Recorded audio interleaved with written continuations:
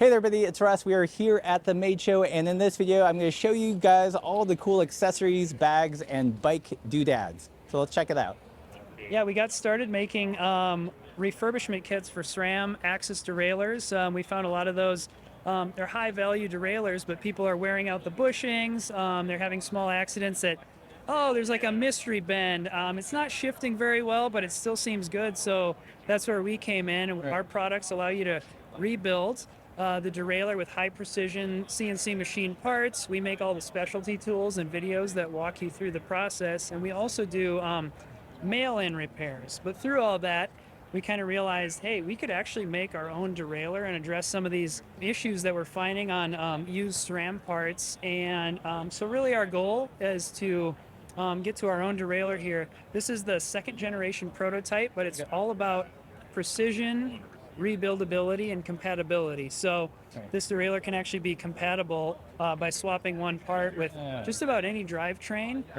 It rides on ball bearing pivots. It's got an extremely strong return spring, and it's just a very precise unit. So we're pretty happy with how this one's shifting, and right now we're in kind of the later stages of the development where we're doing a lot of like life testing on the clutch, tuning some of the final like characteristics of the clutch and the flex cage, as we call it, just to get that thing ready for prime time. We're here at the Paul booth, and you've got a new brake. Tell me about it. Sure. So this is a Racer MB. It's specifically designed for Brompton folding bikes out of England. We did this because there was a demand for a side pole brake. People were actually ordering our Racer M's, putting it on their bikes, and then modifying the situation to get it to work. So we thought we might as well just give them the solution, and we did. So these ship with basically no mounting hardware. It's a center pole. The idea is you would reuse all the hardware that comes with your Brompton, and they work really well. What modifications do you have to do from the standard Racer to make it work with the Brompton? So the new parts on this would be, we made a new bridge. There's a center pulley here that has double stacked enduro bearings, and then there's a trunnion. So basically your housing would come in, effectively makes it a side pole. You got a barrel adjuster. So basically the arms are the same as the Racer M's. So everything kind of from the bridge up is the exact same product, but everything back is new. The new, it's we're like previewing this at Made. It's launching to the public on September 10th. It's a soft mount, like rackless handlebar bag, 4 liter. It's called the Capstone. It has a main flap compartment that opens towards the rider. So you have like easy access to all of your essentials. Mounts with 2 Swift straps and like a bungee and cord lock around your stem. It's got some 1/4-inch foam padding all around the interior to sort of protect whatever gear, like be it camera or just stop your stuff from rattling on gravel roads. And it's got a mesh pocket for just easy access to essentials. Hinges on the flap stop it from dropping too far open while you're riding, sort of keep things accessible. And then a grid of webbing on the side allows for compatibility with accessory pouches like our Sidekick stem pouch. Cool. We're here with our friend Matt from Appleman. Tell us what you got at the booth. I brought a bunch of my favorite cranks, kind of showing the full range of everything from short to normal length, all of our 10 fun colors, our new direct mount chain ring. They come in kind of 2 gravel sizes, 38-42, and then 28-32 on the mountain side of things. We've also got our fun crank length-o-meter. Over here is an inseam measurement. 20% of that spits out a suggested crank length, along with all of our different spiders for track, road, mountain bike chain rings. We like to keep things as open, and you can not lock you into a direct mount chain ring if you don't want. Newish this year is stem caps, and those are, you can customize the color, the words and text on them as well.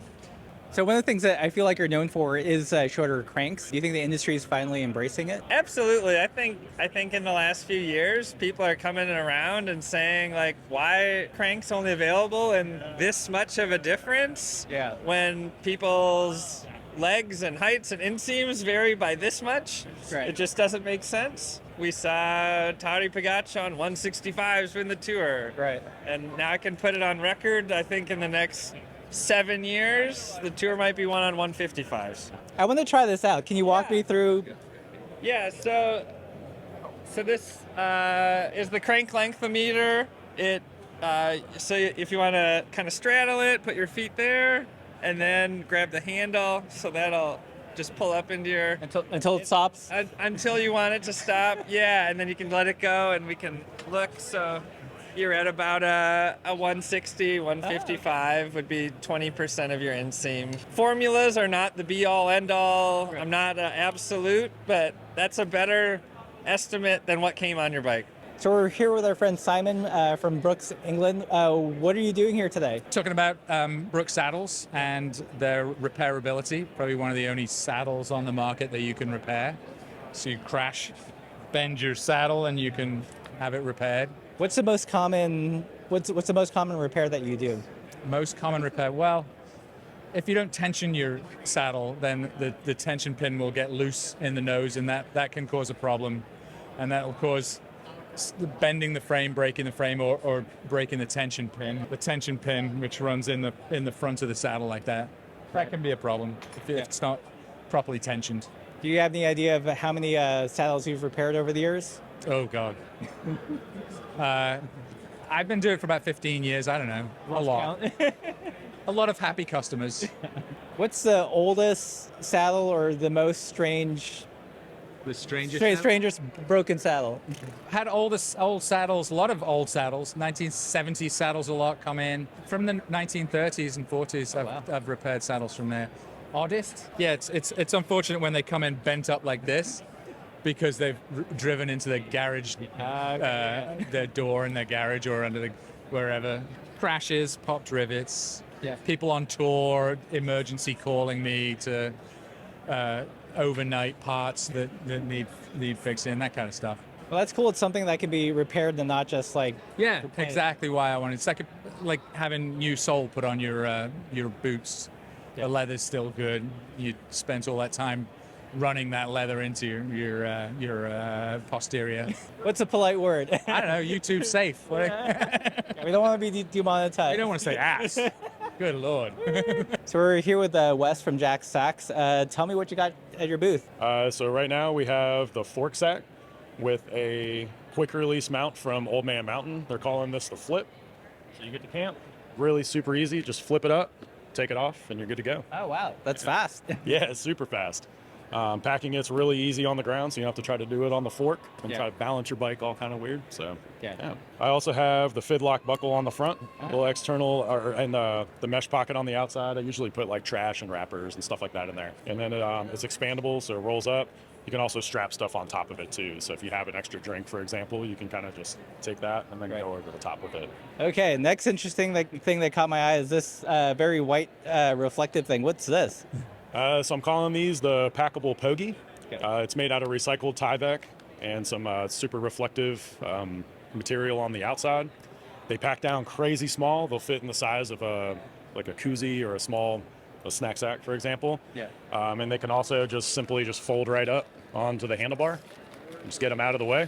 So when your hands get crazy hot like they always do, you're good to go. They'll work with drop bars, flat bars, the exact same one. They're super simple to install, super simple to take off. Right, so we're here with Stefano, who's going to tell us about the brand new Ingrid Shifter. So what is this thing? Yeah, this is a push-pull kind of thumb shifter that Ingrid just released for flat bar application, of course, and now allows us to have a complete drivetrain made by a small batch independent company on a bicycle. It hasn't been like that for many years. So, for example, on this bike here, we have pole components, brakes, and Ingrid drivetrain. We have a functional, capable build without relying on the main brands of drivetrain components.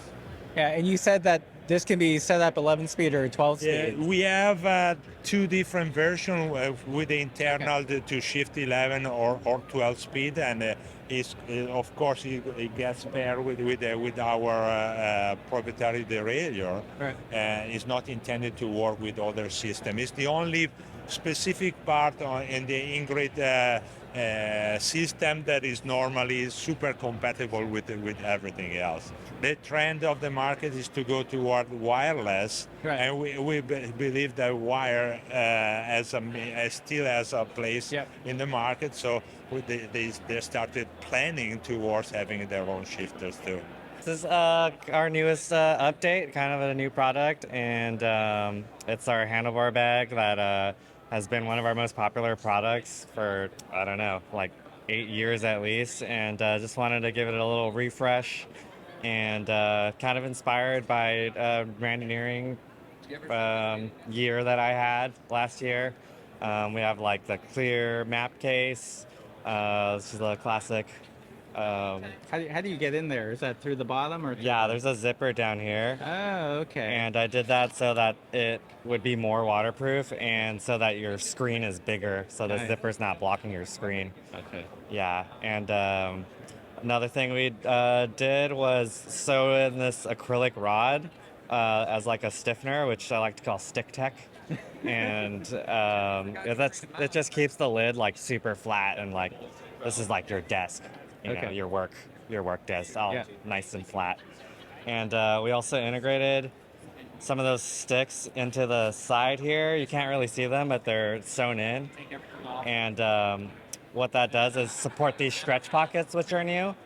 So if you just pull it open, it'll just come out like this, Okay. and it won't kind of cave in the bag. So Nice. the top now is just like a rigid, like box, like a rigid like frame that you can just get in and out of real easily. Right. And yeah, it kind of took a lot of work to get just to figure out how to make it. Like I had the features that I wanted, but actually like putting sticks in here wasn't that easy. Making stretch pockets on 1000D Cordura, which is like not a lot of people do, but we Right. just wanted it to like match our classic style of like super clean and like not a lot of like interrupting lines with like mesh and you know like stuff Right. like that. So yeah, It's cool. It's like a micro rando bag. yeah. We're here at the Tanaka booth, and they have all your basket packing needs covered.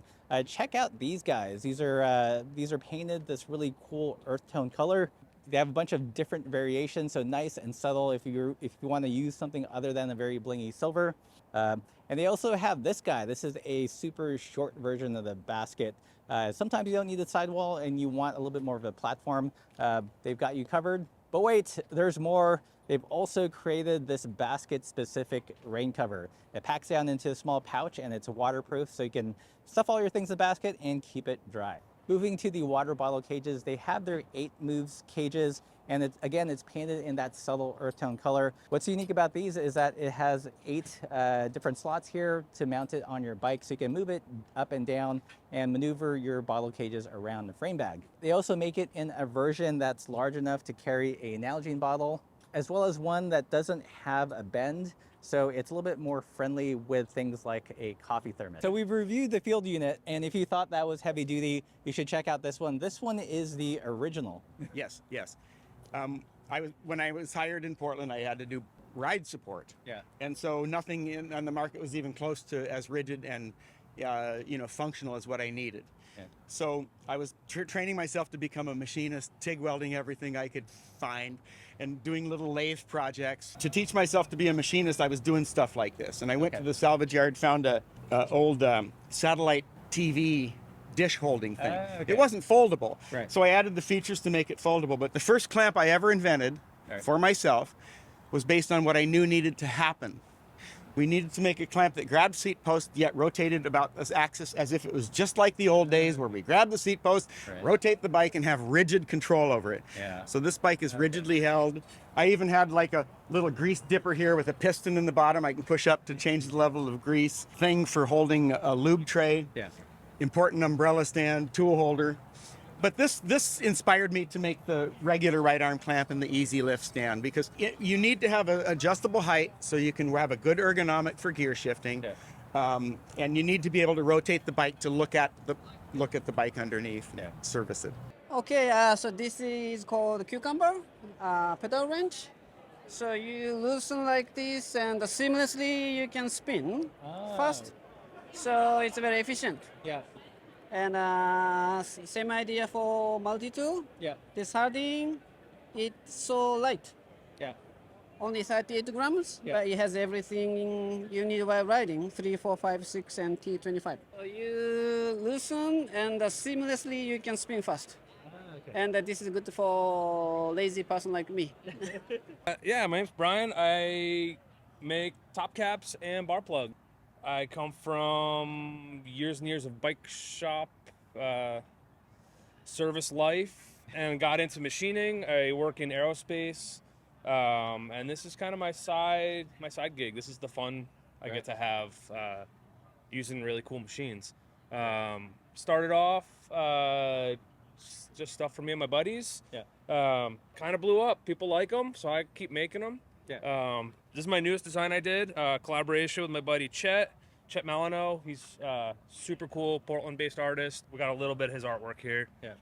Yeah, we did a little collaboration. Got to work on some new process with the machining. Tell me about these turquoise-looking ones. Sure. What, Yeah. what gives this its blue? It's not paint, is it? Nope. That's a patina. Okay.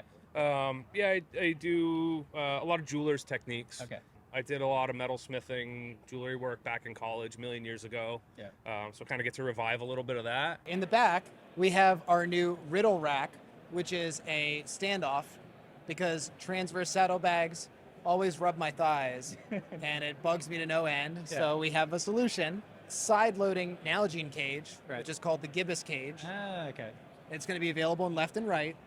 And we also have our there and back rack, which is a pretty modular solution. So you can put panniers on it, you can put cargo cages on it, and it works on the front and the back. So we're here with Matt from Pass and Stow Racks. You've been at the rack making game for a long time. How long has it been?